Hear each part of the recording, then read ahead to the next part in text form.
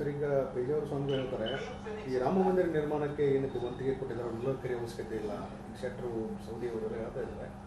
ನಾ ಕರಿ ಅಂತ ಎಲ್ಲಿ ಹೇಳಿಲ್ಲ. ನಾನು ಕರೀರಿ ಅಂತ ನಾ ಎಲ್ಲಿ ಹೇಳಿಲ್ಲ. ನಾನು ಕಾಂಟ್ರಿಬ್ಯೂಷನ್ ಮಾಡಿಸಿದ್ದಪ್ಪ 2 ಕೋಟಿಯಷ್ಟು ಇಲ್ಲಿ ವ್ಯಾಪಾರಸ್ಥರು ಮತ್ತು ಹೋಟೆಲರ್ಸು ಬೇರೆ ಬೇರೆ ವರ್ಗದ ಜನರನ್ನು ಕರೆದು ಅವ್ರ ಮುಖಾಂತರ ಕನ್ವಿನ್ಸ್ ಮಾಡಿ ನಾನು ಕಾಂಟ್ರಿಬ್ಯೂಷನ್ ಮಾಡಿಸಿದ್ದೀನಿ 2 ಕೋಟಿ ಮೇಲೆ ಹಣ ಅನ್ನೋದು ಅಷ್ಟೇ ಹೇಳಿದ್ದೀನಿ ಹೊರತು ನಾನು ಕರೀರಿ ಅಂತ ನಾ ಎಲ್ಲಿ ಹೇಳಿಲ್ಲಲ್ಲ. ಈ ವಂತಿಗೆ ಸಂಗ್ರಹಣೆ ಮಾಡಲು ಭ್ರಷ್ಟಾಚಾರ ಆಗಿದೆ, ಎಲ್ಲೋ ಒಂದು ಕಡೆ ಸರಿಯಾಗಿ ಲೆಕ್ಕಪತ್ರ ಇಟ್ಟಿಲ್ಲ ಅನ್ನೋದು. ಅದ್ರ ಬಗ್ಗೆ ನಾ ಏನು ಆಪಾದನೆ ಮಾಡಿಲ್ಲ. ಯಾರು ಆಪಾದನೆ ಮಾಡಿದ್ರೆ ನಂಗೆ ಗುರುತಿಲ್ಲ, ನಾ ಕರೆ ಮಾಡಿಲ್ಲ. ಈಗ ರಾಜನ್ ಹೇಳ್ತಾರೆ ಸರ್, ಸಚಿವರು ಎಲ್ಲೋ ಹಿಂದೂ ರಾಷ್ಟ್ರ ಹಿಂದೂ ಧರ್ಮ ಇದು ಮಾಡಕ್ಕೆ ಸೇರಲಿಕ್ಕೆ ಅಸಹ್ಯ ಆಗ್ತದೆ. ಇನ್ನು ಅಂಬೇಡ್ಕರ್ ಈ ರೀತಿ ಹಿಂದೂ ಧರ್ಮ ಯಾರು ರಾಜನ ಸಚಿವರು ನೋಡ್ರಿ, ವೈಯಕ್ತಿಕವಾದಂಥ ವಿಚಾರದ ಬಗ್ಗೆ ನಾ ಕಮೆಂಟ್ ಮಾಡಲಿಕ್ಕೆ ಅವರೊಬ್ಬರು ವೈಯಕ್ತಿಕ ವಿಚಾರ ಅವರೇ they have to answer it. ಅವರು ಉತ್ತರ ಕೊಡ್ಬೇಕು ಅದಕ್ಕೆ. ನನ್ನ ಅಭಿಪ್ರಾಯ ಅಲ್ಲ, ಅದು ಅವ್ರ ಅಭಿಪ್ರಾಯ, ಅದು ಅವ್ರಿಗೆ ಉತ್ತರ ಕೊಡ್ಬೇಕು. ಅದು ನಾಯಕ ಅವ್ರ ಬಗ್ಗೆ ಒಂದು ಅಭಿಯಾನ ಸ್ಟಾರ್ಟ್ ಆಗಿದೆ ಕಾಂಗ್ರೆಸ್ನಿಂದ. ಅಂದ್ರೆ ಈಗ ಒಂದು ವೇಳೆ ಈಗ ನೀವು ಇಷ್ಟು ಕರಸೇವಕರು ಅಂತ ಹೇಳಿ ನೀವು ಹೋರಾಟ ಮಾಡ್ತಾ ಇದ್ರಿ, ಶ್ರೀಕಾಂತ್ಗೆ ನೆಕ್ಸ್ಟ್ ಏನು ಬಿಜೆಪಿ ಟಿಕೆಟ್ ಕೊಡ್ಲಿ ಅಂತ ಒಂದು ಅಭಿಯಾನ ಕಾಂಗ್ರೆಸ್. ನಾವು ಒಂದು ಹೇಳ್ತೀವಿ, ಆ ಮಣಿಕಂಠ ರಾಠೋಡ್ ತಿಮ್ಮಲಗಿ ಸಿದ್ಧಾಂತವಾಗಿ ಟಿಕೆಟ್ ಕೊಟ್ರೆ ಇನ್ನೇನು ಹೋಗ್ಬೇಕು. ಮತ್ತು ಅವ್ರ ಪರವಾಗಿ ಡಿಪೆಂಡ್ ಮಾಡೋದು ಅದು ಇದು ಎಲ್ಲ ಅದು ಅವ್ರಿಗೆ ಬಿಟ್ಟಿದ್ರಪ್ಪ. ನೋಡ್ರಿ, ಸೋಷಿಯಲ್ ಮೀಡಿಯಾದಾಗ ಬರ್ತಾ ಇದೆ, ಇಂದ ಯಾರಿಗೆ ಟಿಕೆಟ್ ಕೊಡ್ಬೇಕು ಬಿಡೋದು ಅವ್ರಿಗೆ ಬಿಟ್ಟಂತ ವಿಚಾರ. ಭಾರತೀಯ ಜನತಾ ಪಾರ್ಟಿ ನಾಯಕದ ಅದು ಅದಕ್ಕೆ ಜನರು ಏನು ಭಾವನೆ ಅದನ್ನು ಹೇಳ್ತಾ ಇದ್ದಾರೆ ಅಷ್ಟೇ.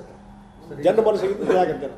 ಸರ್, ಈ ಸರಿ ಲೋಕಸಭಾ ಚುನಾವಣೆಗೆ ತಮ್ಮ ಪುತ್ರನ ತಮ್ಮ ಸಂಕಲ್ಪ ಈ ಜಗದೀಶ್ ಶೆಟ್ಟರ್ ಆಯ್ತು, ಈಗ ನನ್ನ ಪುತ್ರ ತೊಗೊಂಬಂದ್ರೆ ನೀವು ಒಂದೊಂದು ಚಲೋ ಆಗಿದೆ. ನನಗೆ ಅರ್ಥ ಆಗೋದು ಹೊಸ ಚಲೋ ಆಗ್ತಲ್ಲ ಇದು ನಿಮ್ಮ ಪ್ರಪೋಸಲ್ ಇದು.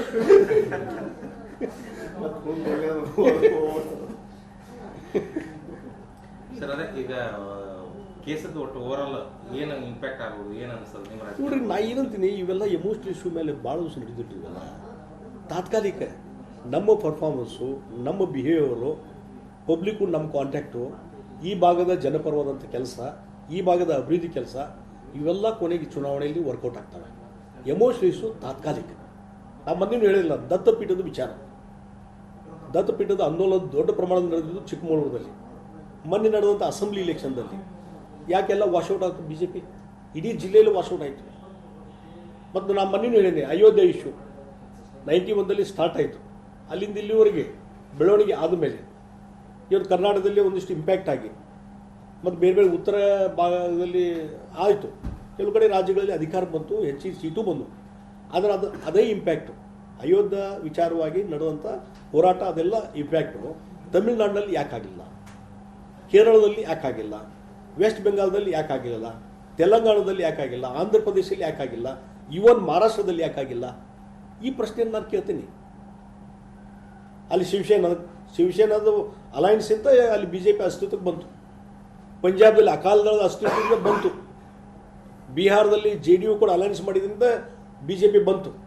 ಆದರೆ ಆ ಎಲ್ಲ ಅಲೈನ್ಸ್ ಪಾರ್ಟಿಯಿಂದ ಹೊರಗೆ ಹಾಕುವಂಥ ಕೆಲಸ ಆಯಿತು. ವ್ಯವಸ್ಥಿತ ರೀತಿಯಾಗಿ ಯಾವಾಗ ಸ್ಟ್ರಾಂಗ್ ಆಗೋದಲ್ಲ ನೀವು, ಆದಮೇಲೆ ಅವ್ರನ್ನ ಶಿವಸೇನನ ಹೊರಗೆ ಹಾಕಿದರು, ಅಕಾಲಿದಳನ ಮುಗಿಸಿದರು, ಆ ಕಡೆ ಜೆ ಡಿ ಯುನ ನಿತೀಶ್ ಕುಮಾರ್ನ ಕಳಿಸಿದ್ರು ಹೊರಗಡೆ. ಎಲ್ಲೆಲ್ಲಿ ಅಲೈನ್ಸ್ ಆಗಿದೆಲ್ಲ ಎಂದಾರ ಅವ್ರನ್ನ ಅಪ್ಕೊಳ್ಳುವಂಥದ್ದಾಗಿದೆ? ಇಲ್ಲ ಬಿ ಜೆ ಪಿಯಿಂದ. ಈಗ ಅಣ್ಣಾ ಡಿ ಎಮ್ ಗೆ ಹೋಗ್ಲಿ, ಅಣ್ಣಾ ಡಿ ಎಮ್ ಗೆ ನಿಮ್ಗೆ ಕೊಡಿದ್ರಲ್ಲ ತಮಿಳ್ನಾಡಿನಾಗ, ಅವರು ಹೊರಗೆ ಹೋದ್ರಲ್ಲ. ಈಗ ಜೆ ಡಿ ಎಸ್ ತೊಗೊಂಡ್ರಿ, ಅವ್ರು ಎಷ್ಟು ಸೀಟ್ ಹೋದ್ರೆ ಗೊತ್ತಿಲ್ಲ, ಅವ್ರು ಎಲ್ಲಿ ಹೋಗಿ ಬಿಡ್ತಾರೋ ಗೊತ್ತಿಲ್ಲ ಜೆ ಡಿ ಎಸ್.